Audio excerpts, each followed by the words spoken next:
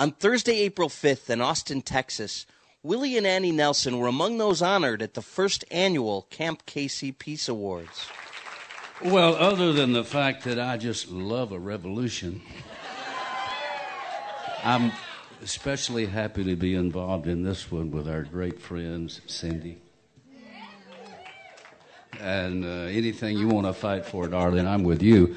But peace is what we're all after. We're going to end the war. And we're going to do it this way. So by all of us sticking together and say, you know, we're not for the war. We never have been. It was a bad idea. We were lied to. Even the people that were for the war, there's a lot of them now that wish they had checked into it a little further. There's a lot of them that say, well, hell, I didn't know that part of it. But now we do. So there's no reason for you to be ashamed that you were at one time maybe for all this bullshit because you were lied to. But now that's all over, you know the truth. So let's move on with the revolution. Thank you all very much. Following the awards ceremony, Willie sat down with Truthout's Jeffrey Millard. So, Willie, the first thing that I want to talk to you about was your stance on going green. Your bus now runs on alternative fuels. Where did that come from, and what exactly do you do with your bus?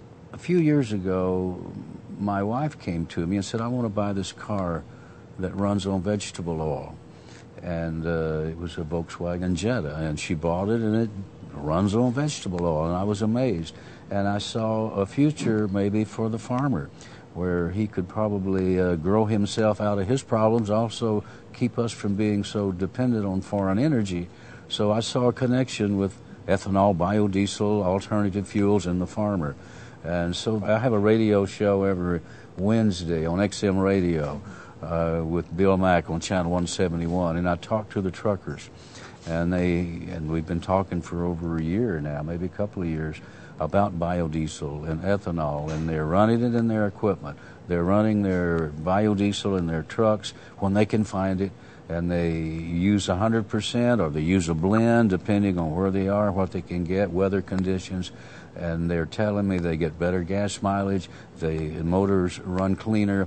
More and more big corporations, John Deere, Cummins, are coming out with biodiesel already mandating that certain amount of biodiesel be used in their automobiles and trucks. So, Willie, you've been able to do something that I don't think anyone else in country music's been able to do. You've been able to hold the base of country music, which is rather conservative, while taking some pretty radical political stance. I mean, you've come out against the war, and you're still a country music icon. How have you done that? Mainly because I really didn't try to make music designed for whatever the sound of the day was. So I think a lot of my so-called conservative country music fans appreciate that. I stay with the tradition in country music, and in that respect, I think I'm pretty conservative on making sure that that kind of music gets brought forward. And that's one reason I think that I've managed to hang on to the country music base, because most people I know in country music want to hear traditional things along with the new things. And speaking of your music, now, I'm an Iraq War veteran, as you know, and I listen to your music there, as I've told you. What does that feel like, knowing that there's this generation of 20-somethings or less, 18 and 19-year-olds who listen to your music over in Iraq? Like, what is that? Does that mean something extra for you, having done it so long? Yeah, and I think all of us want everyone over there, the troops, to know that they couldn't be supported more from people like me who stand up and say we're against the war, but we definitely do support the troops.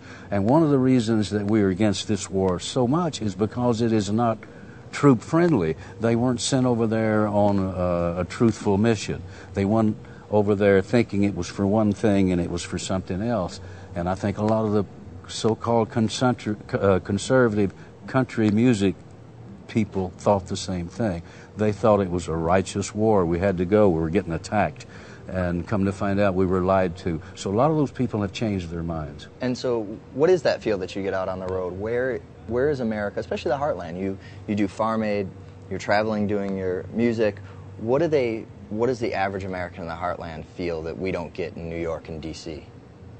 There is that division between the farm and the city. That's always been that way, and the people in the city really don't have that much idea about where their food comes from.